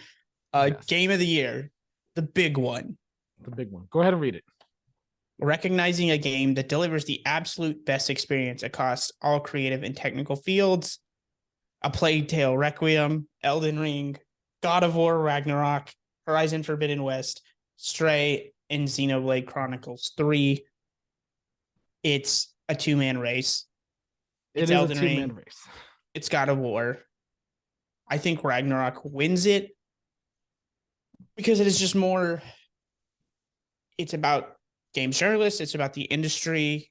I think popularity-wise, they're pretty evenly split. I think Elden Ring maybe sells more, but it's also had some more time. I think it may ultimately just sell more, period, because of its cross-platform, but it was undeniably just a phenomenon. But, I mean, God of War is built for this. It is built for this moment. These are the type of games that win these awards traditionally. Now, if God of War had faltered, if it had felt like a misstep like Horizon, or too samey. I could see Elden Ring as the all timer stepping in. Um, but for the moment, God of War is so good. It is. I genuinely believe the first game, 2018. Well, not the first game, but you know what I mean. Yes. 2018 is a 8.5 to 9 out of 10. I think there are some missteps that cause it from being far from a perfect game. This just fixes so many of those. It is basically a perfect game, and I also think Elden Ring is a perfect game in how it is innovative and how it changes everything. It's just these kind of games, because it doesn't have the whimsy of a Breath of the Wild, and because it is going again, it doesn't have time on its side because it is the less fresh in our memories. I just think there's a variety of factors that over time, I genuinely believe this take Elden Ring will be seen as the superior game. I think it is the kind of thing that kids will have nostalgia about, right? Like 16-year-olds, and like we'll feel even more old because we were here in the moment as adults. And then I'm sure people older than us will feel even older. But I think it's the kind of thing that we talk about 20 years from now, just like, holy shit, that game. Ragnarok has that, but to a lesser extent. I think some of those maybe technological things aren't as impressive. It's a really good story, but how does gameplay advance? I just think it's slightly less timeless, but I think it gets the dub here. Ragnarok. Side note: Stray should not be nominated in this category. Good Also, game. side yeah, I'm Good game I should love not the be game. GOTY I love the story, nominee. but as like a whole, because I think game of the year, the whole package matters. I don't think it should be here. I also vehemently disagree with the Plague Tale Requiem being here, and I also vehemently kind of disagree with Forbidden West being here. I just think there are better games, and this feels like playing it safe on Keely's part. Hmm. I do like Um, Xenoblade Chronicles 3 being here. yeah, I that's like so its fans. that's my thing. When you say it's a race between two people here, it is. I don't think there's any But chance Xenoblade wins it, but I think it's it good is. for them that they're here. Exactly. It's a race between Elden Ring and God of War.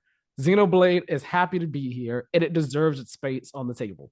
It has its space on the table. We're not taking you off the table at all. You should be here. You could stay there. And I would love it if Xenoblade won.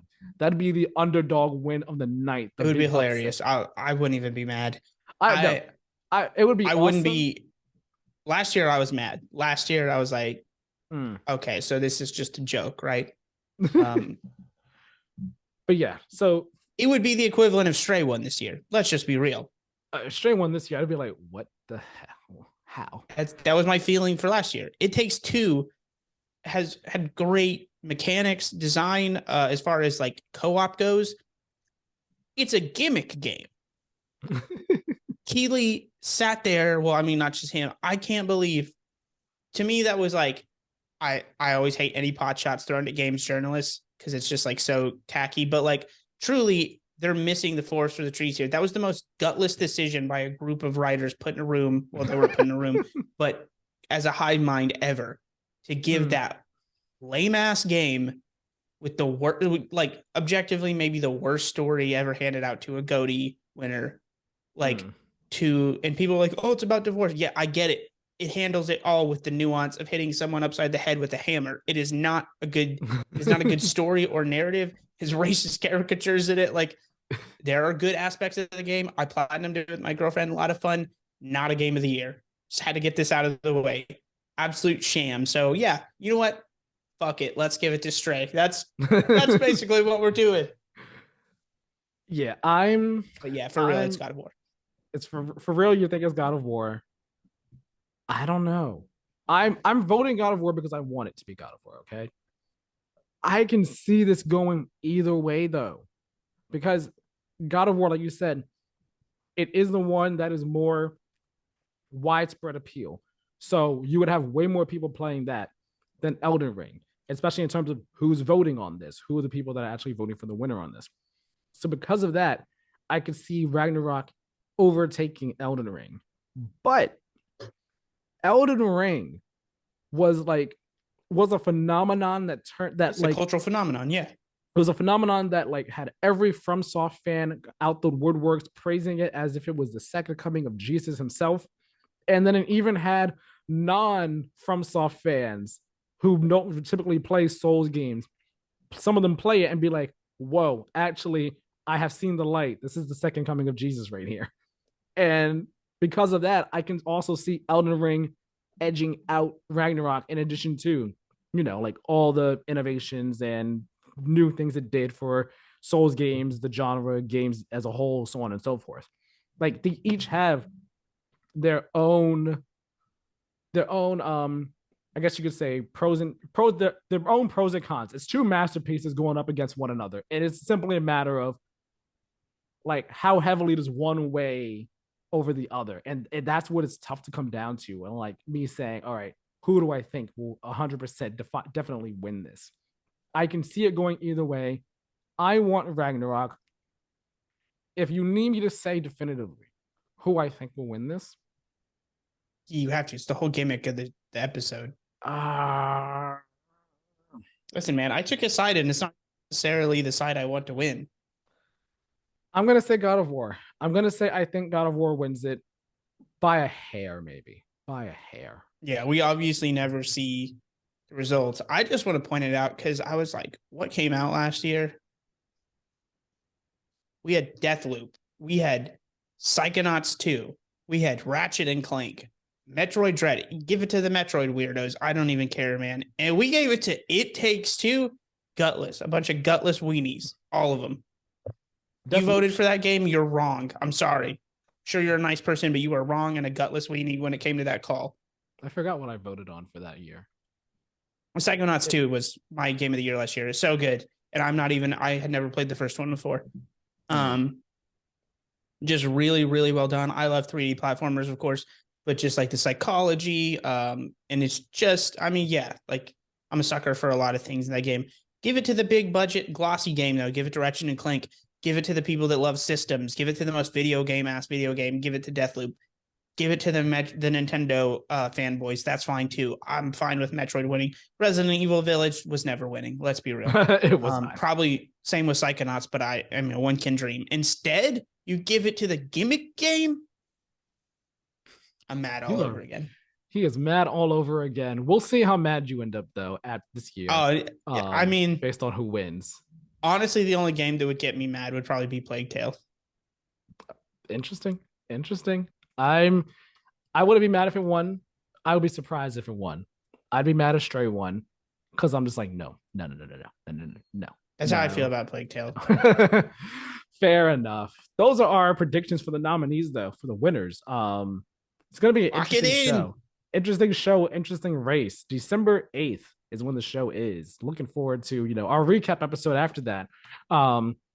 Right now, though, we've predicted the nominees. We have a few predictions of what we think will be announced at the show. Each of us has a couple terms of like what games we think will be shown or maybe announced. Who knows what Jeff Keighley has in his back pocket for us this year. You want to start this off? I have less than you, but sure, why not? Okay. Yeah. So my major takeaway is that I just don't think there will be a lot of like megaton announcements. I was telling you pre-show, I think there will be a bunch of updates. I think this is the spot we get more Zelda, baby. We get more. I got that. Tears of the Kingdom. Yep, I got that on my list as well. I think maybe we get a release date. I'm not saying we already have a release date. We get a trailer, I think for sure, a more fleshed out trailer with some gameplay, or maybe we just get a gameplay slice. That'd be cool too. I think we get something Zelda. Well, we already have the release date. It's May 12th. Oh, that's right. Yeah, my bad. Yeah, my bad. Yeah, but I think that I would love for us to get a box art. I don't know. We have the box art too. Box art was shown the same day. Yeah. How did you miss it? It's Link. I've probably seen it and just forgot. Yeah, it's Link like overlooking the sky. He's like, that's right. Like, he's like, yep. Okay. Yeah. But no, yeah, I think that if we get a trailer for this game, it's gotta be a more substantial trailer than all the last one's been. Because like I have to commend Nintendo on how secretive they've been with this game, but at the same time, I'm just like, we've still seen nothing substantial. We've seen like every time we see the game, we see like 5 seconds of something new, but then also nothing new at the same time. Like it's real weird how they've been. And I'm just like, give us this like a good 2.5 minute long trailer giving us an actual idea of what this story is and what new gameplay stuff is here. Because these real short, like 30-second spurts showing a lot of the same from a different To be angle. clear, I'm completely fine with that. I don't need anything spoiled, but And I that's do the think we get thing. something more That's substantial. that's the thing. Like, I don't think it's necessarily bad. It's just odd. And I'm like, give us a little bit more. We only need one trailer of more, and that'd be fine. So I'm hoping that's what we get here with this. Yeah, Preferably. your turn. Preferably. All right. That's Jeff Keighley always tries to get one thing from Xbox, Nintendo, Sony. I think the Zelda thing is the Nintendo thing. For Xbox, I think that I would like for us to get a trailer from one of these three. Okay. Either Fable, very unlikely, but Fable, Hellblade, or Starfield. One of these three, I think we can get a trailer from. I would say if I was a betting man, I would bet on Hellblade being there because I have my list Probably. of stuff, noteworthy stuff from last year that I wrote down, and Hellblade was on there. So it was there last year. I think kind of my overall theme is like a lot of this stuff I could just see it being ran back. Like, yep, they'll bring that back out. You know what I mean? Um, so I could see Starfield. I thought about, but Starfield feels too close to release. I could be wrong. Maybe they bring something that close to release out and show off more of it. But we've seen such an extensive look that I think it would make sense for it to be a game that's a little further out. I think Hellblade is probably closer than some of the other projects Microsoft has, but also we haven't seen as much of it or as much of it as Starfield, even though we did get kind of an extensive trailer last year. Yeah. So I think we get Hellblade. Okay. Yeah. I initially thought Fable because I'm like, it's been a hot minute since it was announced. It'd be nice to see something.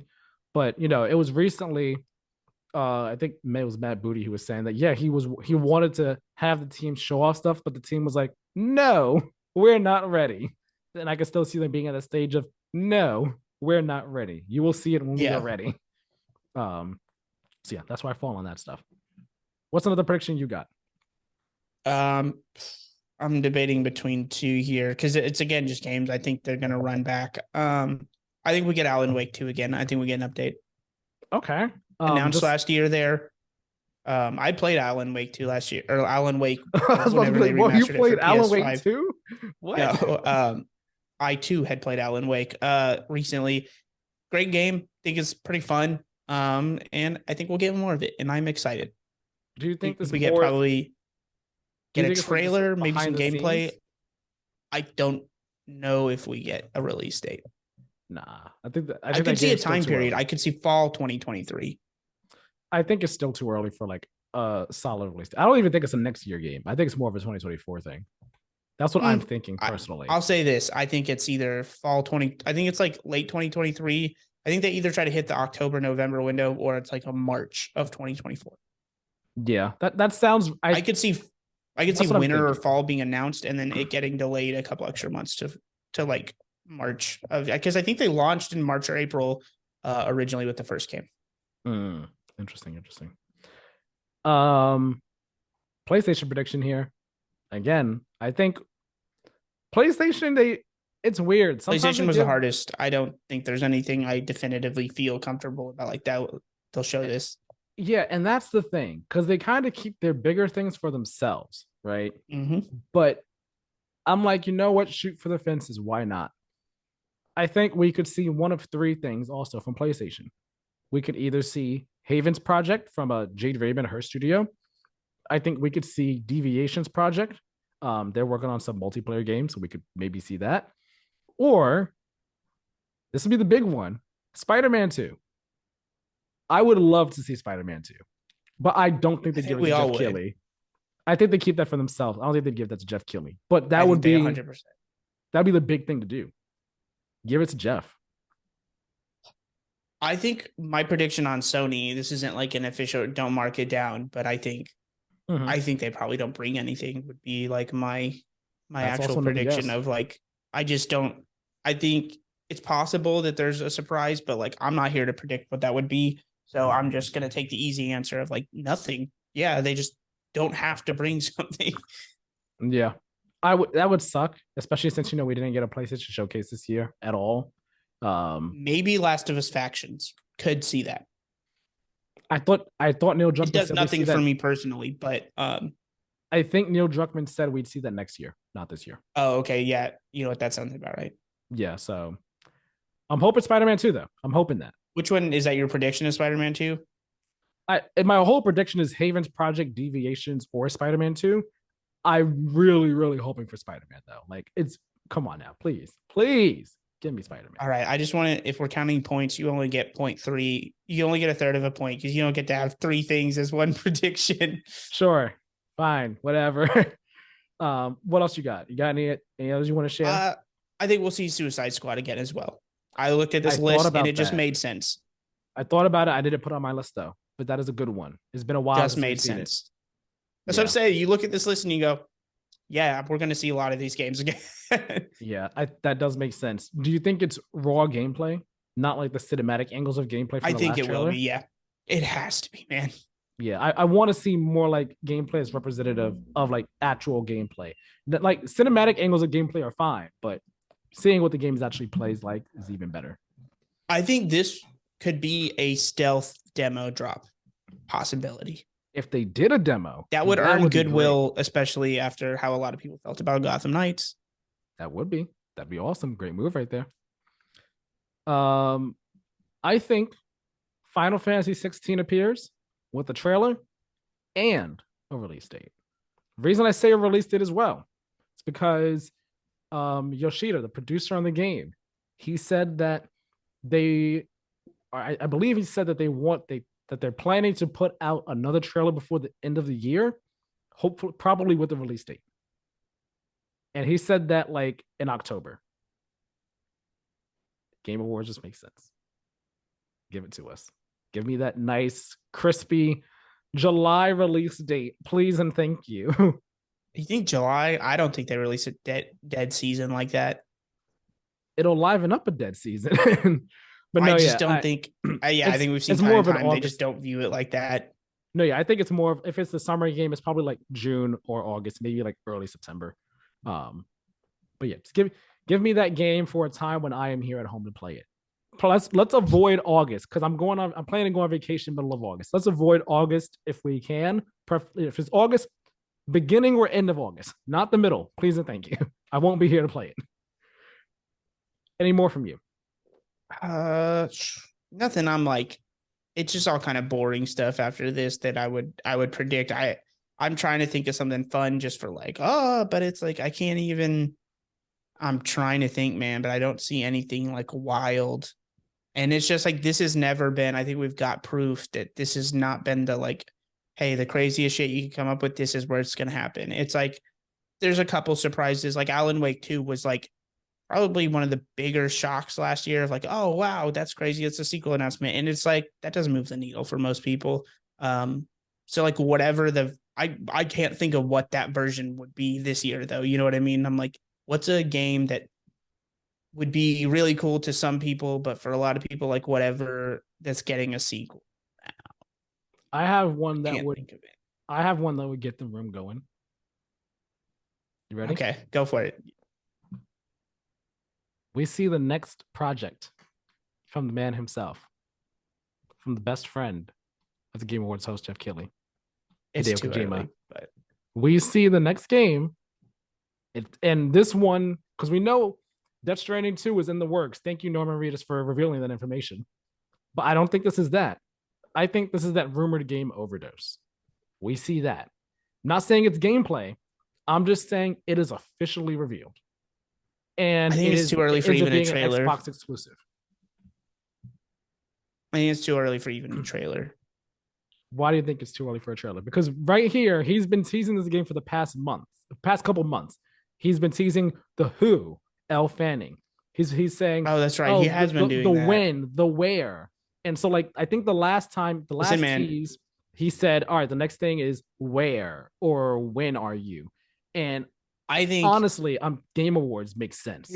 here's a counter prediction. I think if we get that, which is a high possibility, the more I think about it, it's way less than even you're probably imagining. It's less than those Death Stranding teasers.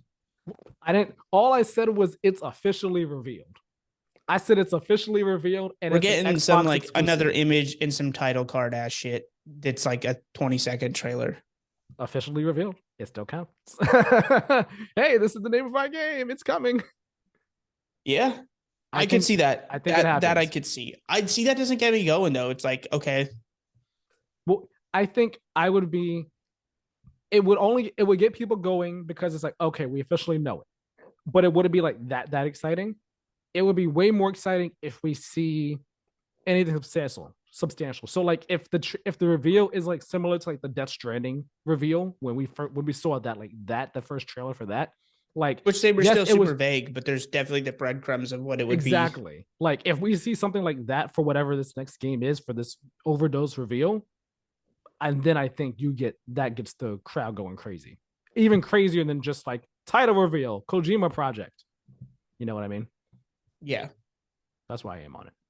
That's gonna be my could last see the prediction. Wonder Woman game. That one might be big. I thought about putting that on here, but I feel like that might. I felt like that was like super early in development when they announced it last year. Them announcing Yeah, it I don't last year see it. seemed I more don't. like a hey, come work with us thing. We'll show this more like in 2 years. Yeah, I don't. I'm not saying that it'll be there, but like I could just see it. Star Wars Eclipse seems like that's stuck in development hell and may never happen now. Probably we're all too sick of Forspoken to get more to that. Um, I'd be open to so seeing yeah, more that Forspoken. huh? I'd be open to seeing more Forspoken. You'd be up for it? Yeah, I'd be open to I'll play it, but I'm tired of it. seeing it. Get it out of any like I just let me judge it on its own at this point and not bear witness to more of the like not too flattering vertical slices they keep presenting. Fair. That's fair. That's it. No more predictions. That's it for me. I'm tapped out. I don't think it's a flashy show in that aspect. I think Keeley hypes it up. My ultimate prediction is Keeley hypes it up like he always does, and we're all left going. We're like there'll be one thing possibly, but the one thing will be an update. It'll be like Tears of the Kingdom, or it'll be whatever, or it'll be one of those Xbox games that we already know exist, but we're like that looks rad. But I don't think there's gonna be like look at this announcement, crazy new thing. Hopefully we're proved wrong on this, but yeah, I feel like it's gonna be one or two huge things, and then a whole lot of okay, that's cool, that's fine, that is what it is, and just kind of how the show shakes out with a celebrity host at the end revealing. Prove me wrong, Jeff. I mean, don't get me wrong. I'm not here rooting for a bad show. And I think a consistent slate of updates, if they're good updates, could still be an entertaining show. But I'm just, I feel like usually with games industry that if there's smoke, there's fire. And there's been no smoke. There's no like inklings of anything, sources, reveal somehow. And we start to get like, oh, something might be on the horizon. And I just like don't have a feel for a good shot in the dark of like, oh, this could come out of left field. Right. It would be Sony. I'll say this: Sony could wow. Like if Sony gave him Spider-Man something. 2, Spider-Man 2, or any of those I'm not three things saying I that. said. I'm saying unrevealed stuff. Like we haven't seen it, but I think So Sony's keeping them in the chamber because yeah, I think Sony's gonna blow us away with the next state of play. I think is blowing all our socks off, like I said, Haven's project, or Deviation's not even state of project. play, whatever they call them, the showcase. Yeah, Yeah, like I think there's a chance that we could see one of those big projects in the from Sony. There is a chance, not a strong chance, but there's a chance. so that'll do it.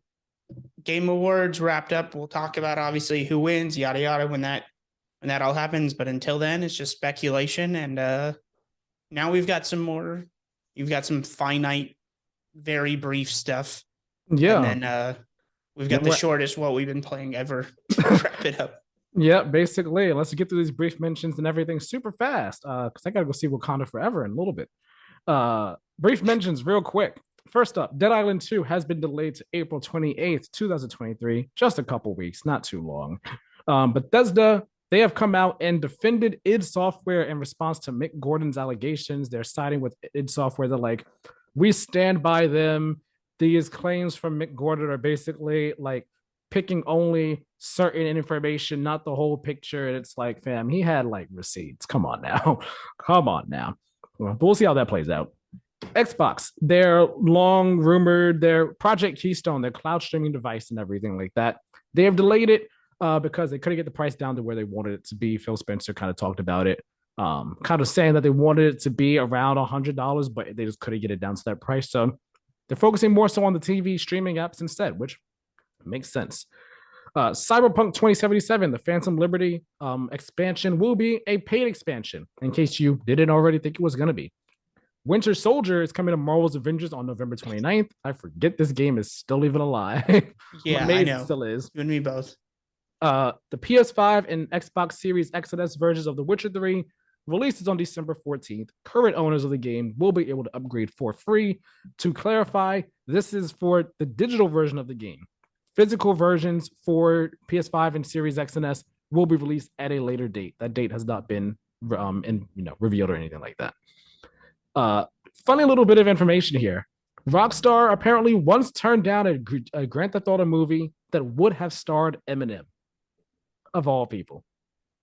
This is the classic. If we were stretched for time, if this is the doldrums of July, you can make a 20-minute segment around this and just joke and clown around about it. Instead, we're just like rushing through, like, yep, that happened. It's even then I probably would have just had it as a brief mention, or it's just a funny little anecdote right there. Oh, And I could talk a lot of shit about this idea, but and then we're gonna end the brief mentions with a sandwich of PlayStation news here. Starting off with some good ones, good PlayStation bummer. news. Yeah, good PlayStation news. Horizon Call of the Mountain is a PSVR 2 launch title. Expected. Good to have the confirmation though. Bad PlayStation news. As reported by Eurogamer, a Sony patent has revealed that the company is looking into NFTs and blockchain technology. Let's just keep that at the investigating stage and not the implementing stage, please. And yeah, glass half full of this view, just real quick, is they didn't go through with it. This could have been an older, I haven't seen the full details, could have been an older patent. They could have seen how Ubisoft got tore down and everything and said, pump the brakes, let's not do this, guys. So hopefully that's the case. Yeah. Leave it the world there. Does not need more NFTs. Leave it there, Sony. Don't do anything more. You will burn so many bridges. But good PlayStation news to round out brief mentions. The PS5 was the best-selling console for both unit and dollar sales in October, with the Series X and S coming in second place. Whoa, someone was calling me all of a sudden. Random. You're good. Yeah. So those are the brief mentions right there. That's going to wrap up the news for this episode. And real briefly, what we've been playing this week. I only played 10 more hours of God of War Ragnarok after we last talked about it on last week's episode of the show.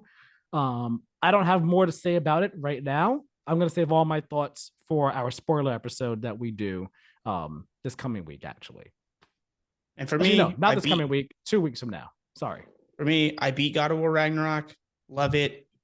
Great game. 10 out of 10. I talked about it a little bit in our thing, so I won't elaborate. Plus, we got the spoiler cast. I think it's better than 2018. I don't think that's a perfect game. This one, I do. Also beat Entropy Center. Phenomenal game. A little long in the tooth in the ending. Maybe pushes it to an 8.5, but I might still give it a 9. Yeah, because I think I was leaning almost 9.5 at a certain point, so maybe more of a 9, but or like that. If I ever believed in 8.75s, this might be the moment. But really a phenomenal game. Just finished that today because I work overnight, and so yeah. Almost had the platinum. Maybe I'll go back for it. But really wonderful game, and there's all these heavy hitters out there. You can find the time if you want something smaller. It's still long, still lengthy, still worth your money, and really just like interesting, thought-provoking, and puzzle heavy, but also some cool set pieces. Like there's even set pieces within a puzzle game. Like that in itself does not AAA in and of itself, I think is worth applauding. Like just really cool moments, mechanics, systems, and a great story. That's really kind of heartbreaking and heartfelt, and also timely, with clearly being about like global warming and the things in motion that we can't undo for the earth. So that'll probably be the last I mention it here, other than maybe like game of the year at the end of the year. I'll definitely give it a shout out. But I love that game. Go play it if it sounds at all interesting to you. It's not gonna be everyone's cup of tea. For like $25, especially if it goes on sale for any cheaper than that, definitely go play it. I'll probably throw up a formal review of that and Ragnarok on my channel, Good Game We Lost on TikTok or YouTube. Nice. Yeah, it's, ever since you first mentioned the game to me, I was like, oh, this seems interesting, seems neat. And whenever hearing you talk about it, it just made me more and more interested in it. So when I have time, when I have money, definitely want to set aside some to play Entropy Center, because for all intents and purposes, it seems like it's actually a really cool, interesting, unique game. So I'm happy you enjoyed it. Happy you enjoyed it so much. That's going to be this episode, though. Episode 84 of the Play to Win podcast in the bag. Thank you all so much for watching and or listening. Hit up the site, playtowingames.wordpress.com, home for all of our content, all that stuff and everything. Hit up our Twitter, as long as Twitter is still standing, at Play to Win Game. Instagram is the same as well, at Play to Win Game. Follow us over there for anything that we post over there and updates on the show. Subscribe to us on YouTube and hit that notification bell. Leave us a like and comment down below what you think is going to be shown at the Game Awards and what you think will win Game of the Year. God of War? I'm blank. Wow. Elden Ring. I kept thinking Elite Dangerous. I was like, that is not the name of this game at all. It's not nominated. Elden Ring or God Blasphemy. of War. From software fans, you'll be receiving a notification, sir. Who do you think is going to win? What do you want to win? Let us know down below in the comments. Let us know if you also think it's an unholy abomination that It Takes Two won last year. Yes.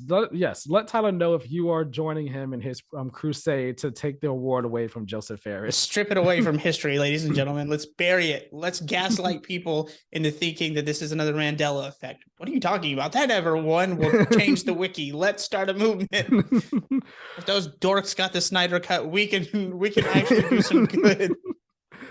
Oh, turn on that notification bell as well. Subscribe on podcast services. Leave a 5-star review. It's all very helpful.